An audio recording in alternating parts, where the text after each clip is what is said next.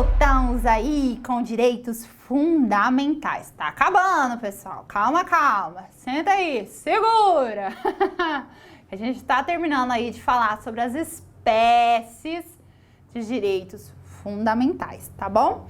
E agora a gente vai tratar dos direitos fundamentais no âmbito penal, tá? Lá no âmbito penal, que o artigo 5º vai ser aplicado. Tem algumas situações que eu não vou falar aqui, porque vocês vão ver aí mais pra frente com o professor de penal, processo penal, mais destrinchado, mais explicado, retroatividade da lei, legalidade em relação à lei e tudo mais. Isso vocês vão ver lá no módulo de direito penal, processo penal, tá? Então aqui eu vou trazer só algumas especificações que costumam também cair na prova de direito constitucional, para vocês não errarem lá na hora da prova, tá?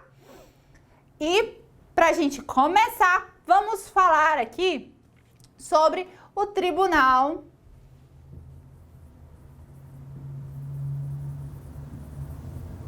do Júri. Haha, muito bacana de se fazer, muito bacana de se ver. Onde a gente acha aí o Tribunal do Júri? Artigo 5º, inciso 38, vai dizer assim, ó, a instituição do júri, como, ó, a Constituição reconhece a instituição do júri como a organização que lidera a lei, assegurando, primeiro, ó, a plenitude de defesa. Anota aí para vocês não esquecerem. Plenitude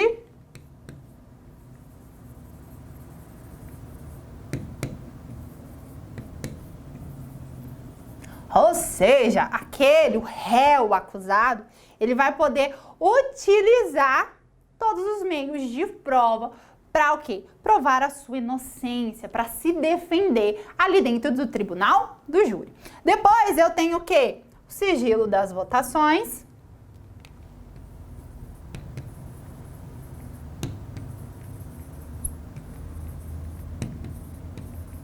As votações de quem?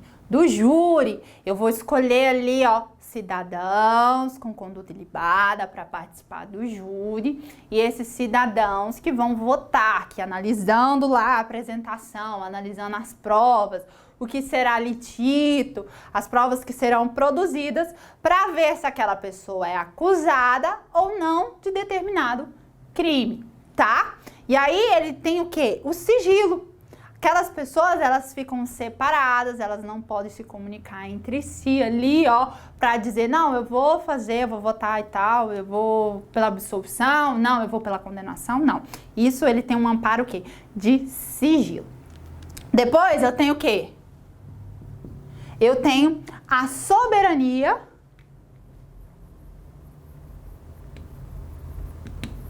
dos vereditos.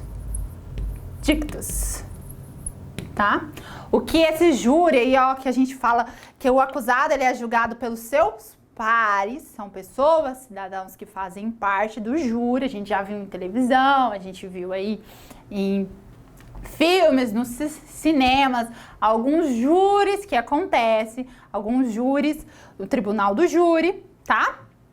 E aí, eles têm o quê? A soberania daqueles vereditos. O que esses pares, que esse júri decidir, ele vai ter essa plenitude, essa soberania, ele vai ser considerado soberania. Nem o juiz, que é o presidente ali do júri, que vai presidir o júri, ele pode modificar. Se o jurar, condenei, ele vai poder mudar? O juiz não, tá? Ele não vai poder mudar, assim, em regra geral, ele não pode mudar. Só que nós sabemos que os direitos não são absolutos e essa soberania, ela vai ser relativizada quando? Quando eu vou utilizar o quê? O recurso. Eu sou acusado, eu não aceitei aquela decisão, aquela posição do júri. Eu posso entrar com um recurso e pedir que seja realizado um novo júri popular. Ou também eu sou da acusação. Eu vi, opa, mas tem todo esse aparato probatório aqui e mesmo assim o réu foi absolvido? Não, vamos entrar com um recurso e pedir a modificação, a realização de um novo júri. Então essa soberania dos veredictos, elas não são o quê? ela não é absoluta. Eles não são absolutos. Eu posso o quê? Recorrer, fazer a utilização do instrumento da recorribilidade, tá? Epa, quase que não sai. Recorribilidade, tá? Eu posso utilizar de recursos, beleza? É umas palavras meus trava-línguas, né? Tem hora. A professora paga uns micos aqui, né? Então, vai dar certo, gente. E por último, é bom que a gente dá uma descontraída. Fica uma aula mais leve, uma aula mais fácil pra gente absorver esses assuntos. E por último, qual que é a competência? Competência para julgamento de crimes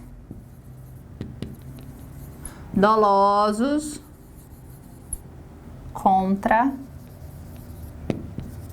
a vida. Tá, professora, crimes dolosos contra a vida. Eu só vou poder fazer a utilização do tribunal do júri quando se tratar de crimes dolosos contra a vida. Onde eu encontro esses crimes dolosos contra a vida? Do artigo 121 ao artigo 128 do Código Penal. Lá vai ter para mim falando o quê? Que naqueles assuntos ali são crimes que eu vou contra o quê? A vida do ser humano. Se eu vou contra a vida do ser humano, eles serão lá julgados pelo tribunal do júri, tá? E aqui pode ser tanto crime consumado como crime tentado. Essas duas situações aqui. Eu cometi um homicídio, consumei um homicídio, tribunal do júri. Eu não consegui consumar o homicídio, foi um crime tentado, tribunal do júri. Aí eu já chamo a atenção de vocês para uma observação. Primeiro, a observação está relacionada a quem? Ao latrocínio. O latrocínio, ele não é julgado, já coloca aí, não é julgado pelo tribunal do júri. Por quê? O latrocínio é um roubo qualificado pelo resultado morte. Houve ali uma morte? Houve um atentado contra a vida? Houve. Mas qual que era a intuição, o intento daquele criminoso? Era o quê? Roubar. Era atingir o quê? O patrimônio e não a vida. O latrocínio, ele tá lá dentro dos crimes contra o patrimônio. Então, ele não é julgado pelo tribunal do júri, tá? E outra coisa, essa competência não é absoluta. Como assim, professora, não é absoluta? Se um dos réus, ele tem foro de prerrogativa de função,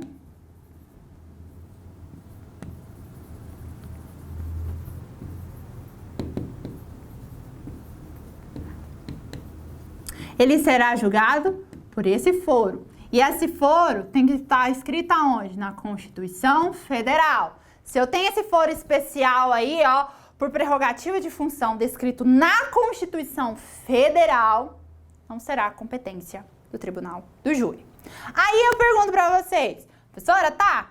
E a Constituição Estadual? Lembra que a gente falou que nós temos a Constituição Estadual? Vocês se recordam, pessoal? E aí, quando eu tenho um foro de prerrogativa de função descrito na Constituição Estadual para aquele agente, e aí, qual que eu aplico? Eu aplico a competência do Tribunal do Júri?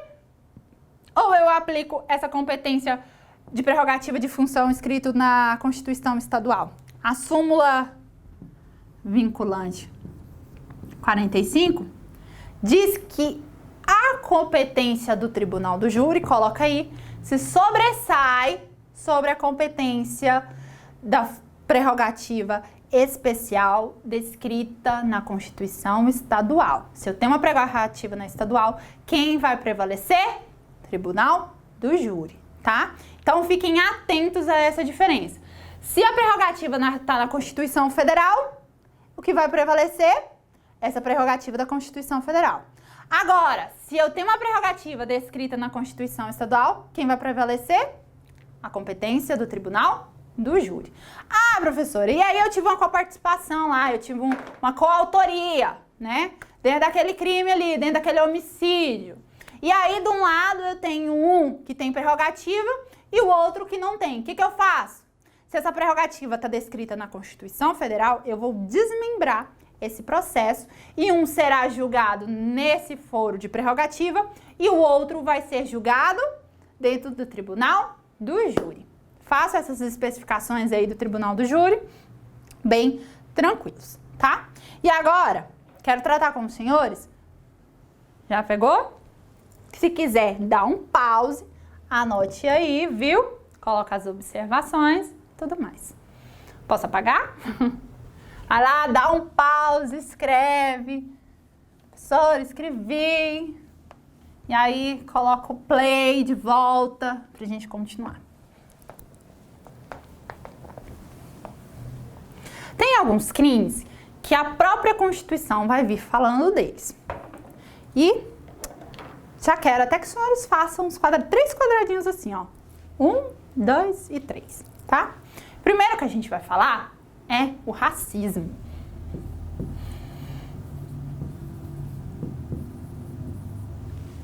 Tá? Racismo tá aí na nossa Constituição Federal, no inciso 42, tá? Vai dizer assim, ó, a prática do racismo constitui crime inafiançável e prescritível, sujeito à pena de reclusão, nos termos da lei. Já chama atenção. Inafiançável.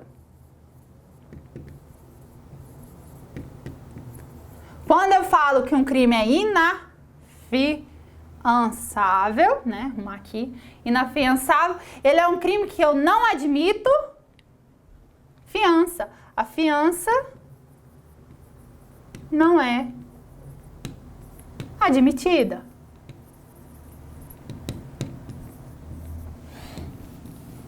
Depois, ele é o quê? Imprescritível.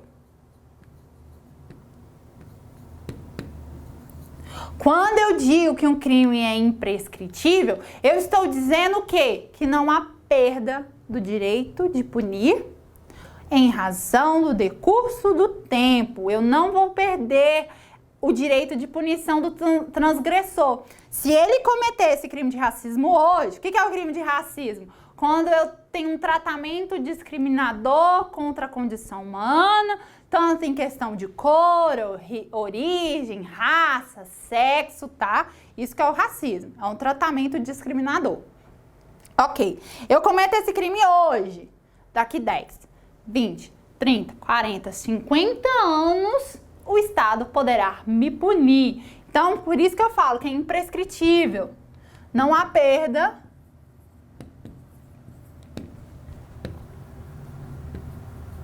do direito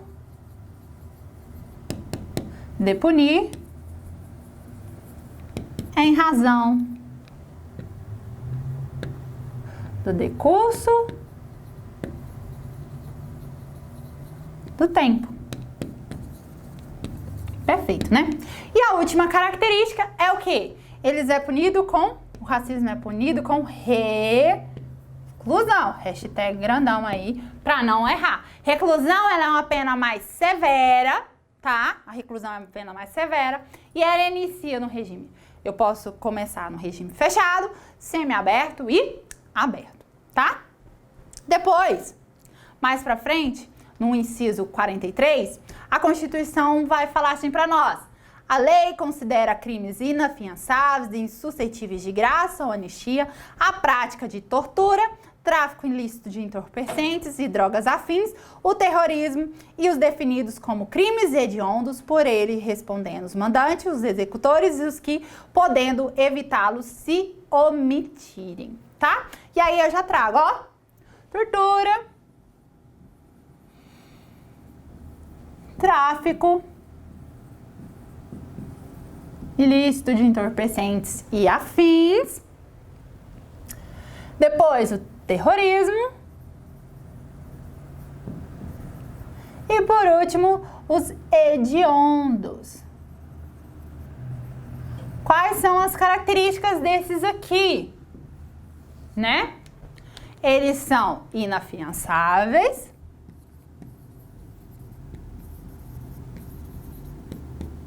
Ou seja, eu não tenho pagamento de fiança, não é admissível a fiança. Eles são insuscetíveis. Insuscetíveis, né? De graça ou anistia.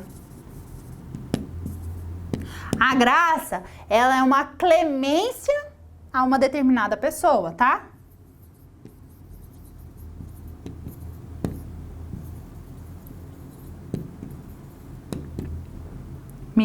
Nada pessoa cometeu um crime e aí o Estado, ele dá uma clemência para aquela pessoa. Eu dou uma graça àquela pessoa, um favor imerecido àquela pessoa, né? Que a Bíblia fala, a graça é o que é um favor imerecido.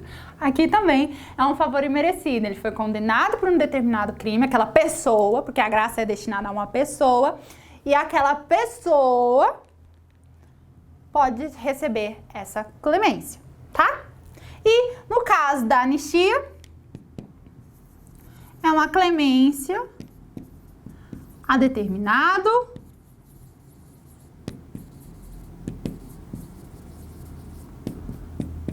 fato ilegal, fato criminoso, tá? Coloca aí, fato criminoso, né? Esse aqui, ele não é destinado a uma pessoa, ele é destinado a um fato criminoso. E quem dá? Congresso Nacional. É o Congresso Nacional que dá essa anistia. Então, ó, tortura, tráfico, terrorismo e hediondos, eles são inafiançáveis e insuscetíveis de graça ou anistia. Bem bacana, tem um mnemônico, o pessoal fala aí, ó, pra não errar, 3T mais hediondo não tem graça. Ótimo. E aí, em seguida, no inciso 44, vai dizer aí, ó, constitui crime inafiançável e imprescritível ação de grupos armados civis ou militares contra a ordem constitucional e o Estado democrático. Então, ó, são, vou até colocar de vermelhinho pra gente não perder aqui, ó. São de grupos armados, civis ou militares contra a ordem constitucional ou o Estado democrático. São o quê? Inafiançáveis,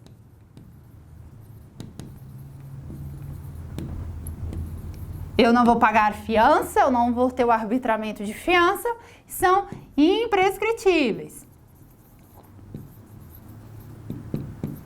Ah, eu atentei contra a ordem democrática, contra o Estado democrático, contra a ordem constitucional hoje. Fiz aquela arruaça lá com o meu grupo e aí o Estado estava me prendendo, eu fugi. Fiquei 20, 30, 40 anos lá na Itália.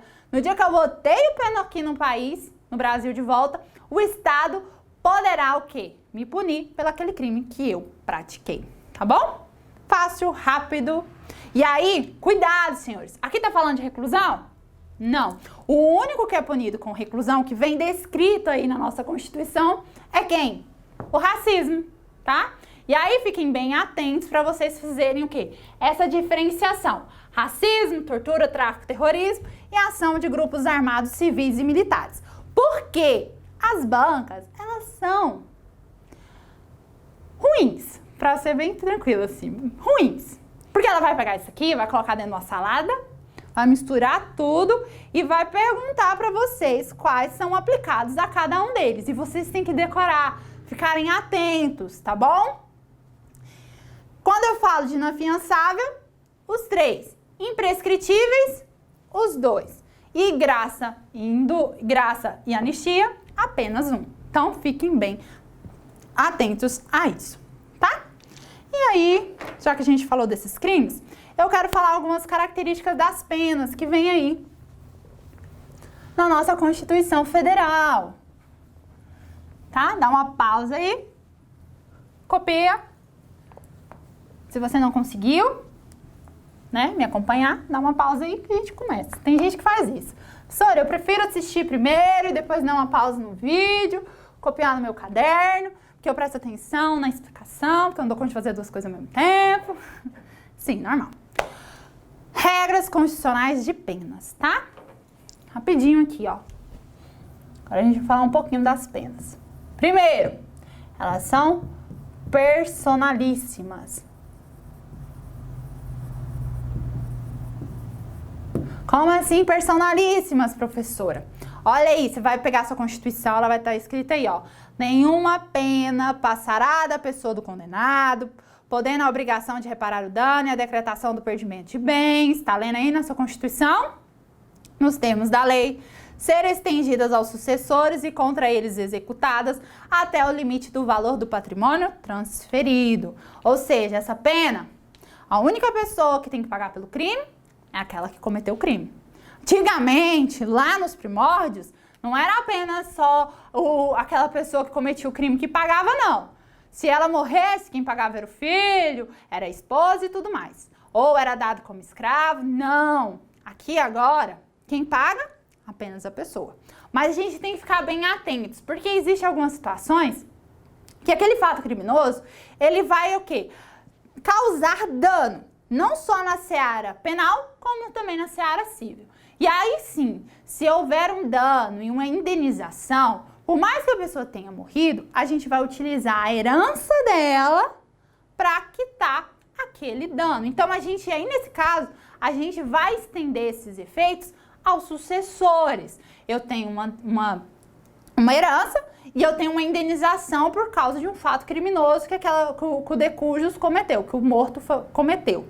E aí eu vou ter o limite daquela herança para quitar aquela indenização. Por exemplo, lá no cível, arbitraram uma indenização de 10 mil reais.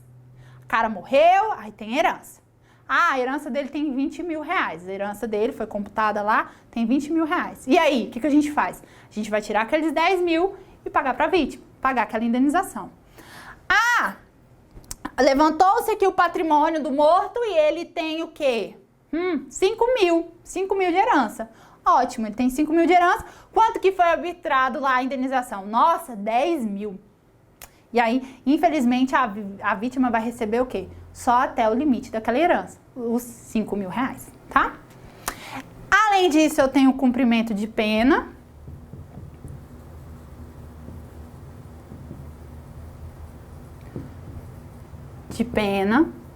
A nossa Constituição vai dizer que essas penas serão cumpridas em estabelecimentos distintos de acordo com a natureza do delito, a idade e o sexo do apenado. Eu não vou colocar lá misturado homens e mulheres. Eu terei que colocar eles em estabelecimentos distintos e isso a nossa Constituição assegura. Até aí, até as mulheres ainda têm a permissão de amamentar os seus filhos, tá? Durante algum período ali.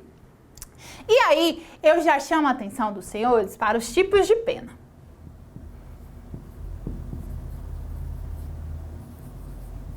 Por quê? Eu vou ter as penas autorizadas, que são aquelas permitidas pela Constituição Federal, e eu vou ter as penas vedadas. Eu tenho que ficar bem atentas, porque elas vão ser o quê? Igual eu te falei, as bancas chegam ali, mistura tudo, faz uma saladinha e fala, e aí, quem quer quem? Tem que decorar. Constituição vai dizer assim, a lei regulará a individualização da pena. Opa, quase não sai. A lei regulará a individualização da pena e adotará, entre outras, as seguintes. Quais são as permitidas? Privação ou restrição de liberdade.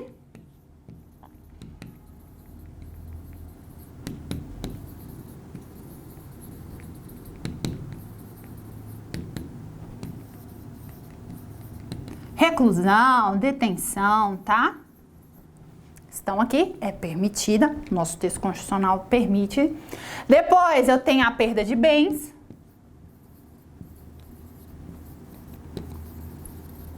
Multa. Pode ser umas penas impostas a nós. E prestação alternativa.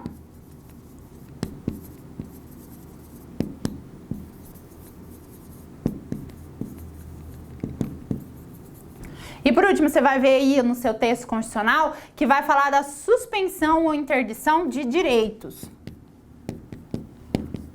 Suspensão ou interdição de direitos. Essas aqui são as penas permitidas aí na nossa Constituição. Do outro lado, eu tenho as penas que são vedadas. A Constituição veda essas penas. A primeira é de morte. Opa, morte. Morte, mas aí tem exceção. Salvo em guerra declarada. Por que eu falo em guerra declarada? Porque essa guerra tem que ser declarada pelo presidente da República, tá? É o presidente da República, lá no artigo 84, que vai declarar essa guerra para repelir o quê? Agressão estrangeira contra o nosso país. Não pode ser aquela guerra lá do morro, não. Aquela guerra entre traficantes, não. Que eles matam e tudo mais. Aquela ali não. Aquela ali não é uma guerra declarada. Tem que ter um documento oficial lá do presidente da República me dizendo que nós estamos num estado de guerra declarada. Aí sim eu terei a pena de morte, tá? Depois, é vedado também as de caráter perpétuo. Eu não posso ter penas de caráter que se estende aí infinito e além. De trabalhos forçados.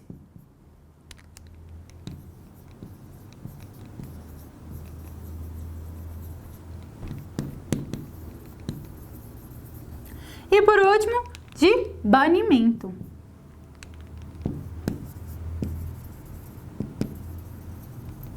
Essas aqui, o Estado acredita o quê? Que elas denigrem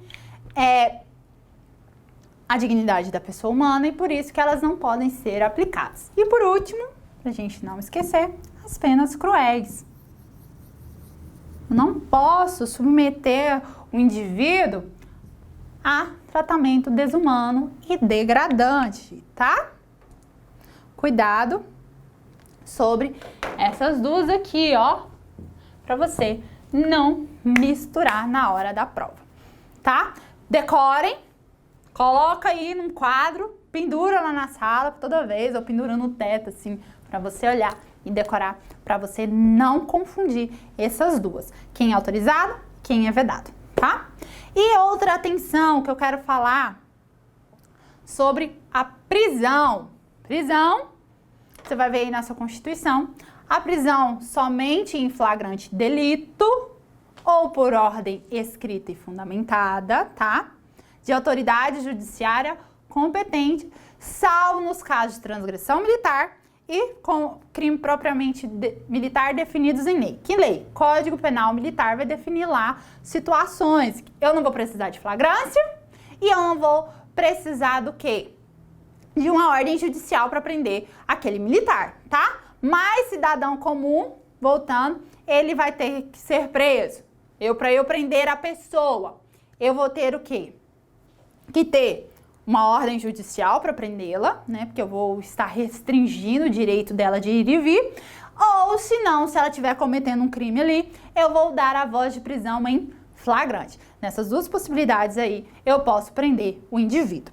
E também, quero chamar a atenção para vocês da prisão ilegal. A prisão ilegal, ela será relaxada pela autoridade judiciária imediatamente, tá? Se eu tenho uma prisão ilegal, que já passou o prazo e tudo mais, que foi feita de forma arbitrária, essa eu vou ter que fazer o quê? A autoridade judiciária, ela vai ter que relaxar, colocar essa pessoa fora lá do sistema prisional, fora da cadeia, de forma imediata, tá? E aí, sobre a prisão, tem uma prisão que é conhecida a prisão civil. Eu vou apagar aqui. Pra gente terminar aí. Prisão civil, a nossa Constituição determina alguns casos aí de prisão civil, tá? A prisão civil, ó, a gente vai ver aí na nossa Constituição, prisão civil. Isso aqui, o cara não cometeu, o indivíduo não cometeu o quê? Uma infração, um fato criminoso. Então, eu posso prendê-lo nessas duas situações aqui, ó, no texto constitucional, que a gente vai fazer destrinchar aí, ó. Não é admitida, salvo a prisão civil, não é admitida, salvo do responsável pelo inadimplemento voluntário e inexcusável de obrigação alimentícia, tá? Já coloca aí, ó, inadimplemento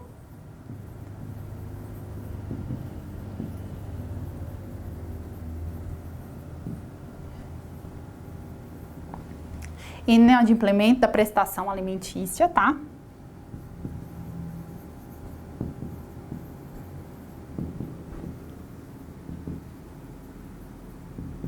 Isso aqui, ó, tenho filho, não paguei pensão, eu vou lá, o genitor ou a genitora, detalhe, viu, gente? Isso aqui é tanto para homens quanto para mulheres, tanto para o pai, tanto quanto para a mãe. Não paguei lá, foi arbitrado pelo juiz para eu pagar a pensão.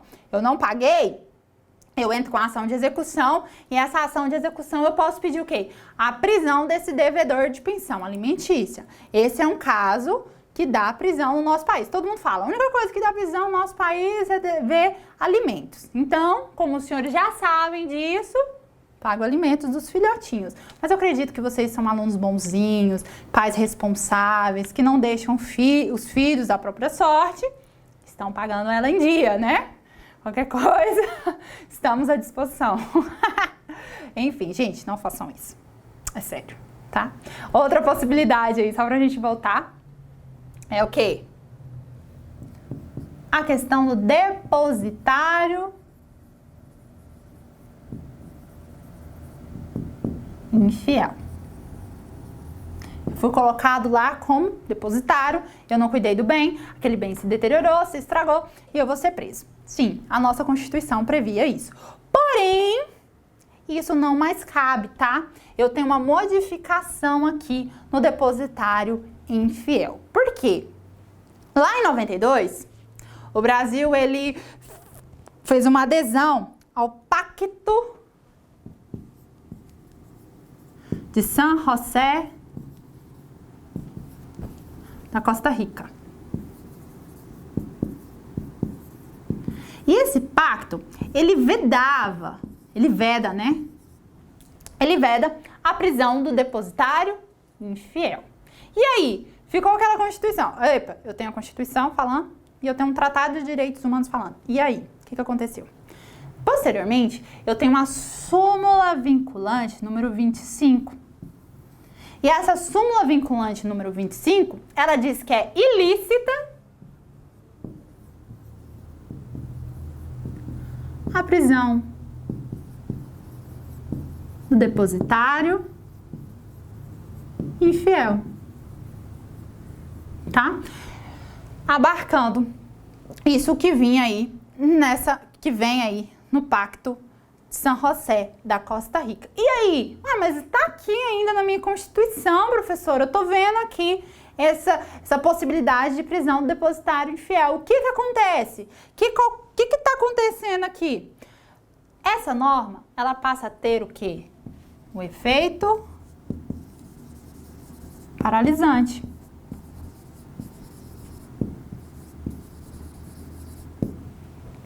Ela foi paralisada, ela tá aí, ela não foi revogada, já coloca um hashtag grandão, assim, um asterisco grandão. Ela não foi revogada, tá? Ela não foi revogada. Ela teve o quê? O efeito paralisado. Ela tá aí, mas eu tenho um pacto e eu tenho o quê? Uma súmula vinculante falando que é ilícita essa prisão do depositário infiel. Professora, mas esse Pacto de São José da Costa Rica, ele é um pacto de direitos humanos. Lá no nosso parágrafo 3º do artigo 5º vai dizer que tratados de direitos humanos aprovados pelo rito da emenda constitucional, 3/5 em 2 turnos nas 2 casas do Congresso Nacional, eles são considerados emendas. Opa, pessoal, olha aqui, esse tratado é de 92. Essa convenção aqui, o Brasil passou a fazer parte dela em 92. Esse parágrafo 3º aí, ele veio com a emenda constitucional 45 de 2004. Então, quando esse tratado passou a ter validade no Brasil, eu não tinha nem esse parágrafo 3º. Então, esse tratado, ele não é uma emenda constitucional, ele não vem revogando aí a nossa Constituição, tá? Ele aqui é uma norma supralegal, daqui a pouquinho a gente vai falar sobre isso, que vai ficar mais atento. Mas ele não revogou, ele fez o quê? Um efeito paralisante, tá bem? E agora, de olho aqui na tela para a gente ver como essas questões são cobradas nas provas de concurso público. Questão número 1. Quanto aos direitos e as garantias fundamentais, julgue o item. A prisão civil, olha aí, ó. Prisão civil do depositário infiel não é mais admitida por ter sido revogada, suprimida, que foi por emenda constitucional. Opa, a gente acabou de ver isso. Ela não foi revogada, eu não tive a revogação da prisão civil do depositário infiel. O que eu tive? Um efeito paralisante por conta do Pacto de São José da Costa Rica e por conta da súmula vinculante, que fez o quê? Tornou ilícita essa prisão do depositário infiel. Então, essa resposta aqui está errada. Da IBAD. São considerados crimes imprescritíveis. Lembra aí que a gente olhou, que a gente falou? Racismo, tortura, tráfico, terrorismo, hediondos, ações de grupos armados. Quais daqueles lá que são imprescritíveis, gente? O racismo e a ação de grupos armados, civis ou militares contra a ordem constitucional do Estado Democrático. E aí a resposta já está na letra A. Exatamente. Mas vamos ver as outras. Os hediondos e equiparados a hediondos? Não, esses aqui são o quê? Inafiançáveis, insuscetíveis de graça ou anistia. Racismo, estupro de vulnerável. Racismo, ok. Mas o estupro de vulnerável, não. Hediondos, tá, pessoal? O genocídio, o homicídio qualificado, o estupro de vulnerável, também não, que são equiparados a hediondos, lá na parte de hediondos. Aqueles classificados como hediondos, também não. Crimes hediondos não são imprescritíveis, eles vão ter um prazo para prescrever, tá? O Estado vai ter um prazo aí para exercer o seu direito de punição. 3. Assinale, olha aí, ó, por isso que eu falo para os senhores, decorem quais são as penas autorizadas e quais são as penas vedadas. Assinale a espécie de pena que a Constituição da República Federativa do Brasil atualmente em vigor. Assinale a espécie de pena em vigor autoriza, tá? Assinale a espécie de pena que a Constituição da República Federativa do Brasil atualmente em vigor autoriza. E aí, qual que é autorizado? De banimento? Não. Perpétua? Também não. Trabalhos forçados? Não. De morte em caso de guerra declarada? Sim, essa é a verdadeira. Cruel? Também não. Acerca dos direitos e garantias fundamentais, julgue o item a seguir. Situação hipotética. Olha, a CESP, viu? PM, lá, concurso da PM, a CESP em 2018, que são recentes, né? Trouxe um caso e perguntou a assertiva. Em uma briga de trânsito, Felipe sacou uma arma de fogo e atirou diversas vezes contra Cláudio, com a intenção de matá-lo. Ou seja, ele estava com a intenção de matar ele. É o crime doloso contra a vida. Assertiva. A competência para o julgamento da conduta de Felipe somente será do júri se o crime tiver sido consumado. Resposta errada. Eu posso pedir também em caso de crime tentado contra a vida. Então, essa aqui está errada. E por último aí, pra gente finalizar, de acordo Instituto AOCP, né? PM também do Espírito Santo, 2018, questão recente.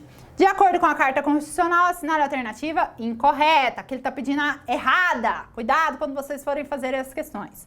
É assegurado os presos respeito à integridade física e moral, a pena será cumprida em estabelecimentos distintos, de acordo com a natureza do delito, a idade e o sexo do apenado. Resposta tá? Ok. As presidiárias serão asseguradas condições para que possam permanecer com seus filhos durante o período de amamentação. Também está certo. Constitui crime inafiançável, insuscetível de graça ou anistia, ação de grupos armados, civis ou militares contra a ordem constitucional, Estado democrático. Oi! Não, pessoa, eles são o quê? Imprescritíveis e inafiançáveis, tá? Insuscetível de graça e anistia, não. Esses aqui são tortura, tráfico, terrorismo e o crime hediondo. E por último, nenhuma pena passará da pessoa do condenado, podendo a obrigação de reparar o dano e a decretação do perdimento de bens ser, nos termos da lei, estendida aos sucessores e contra eles executados até o limite do valor do patrimônio transferido. E a gente viu isso nessa aula. Então, a resposta incorreta é a letra B. E é isso, pessoal. Foi muito bom estar com vocês aqui. Leiam, façam revisão e exercício desse material. Não me deixa lutar aqui sozinha, não. Vem comigo, viu? Forte abraço, beijos, fiquem com Deus e até a próxima. Tchau!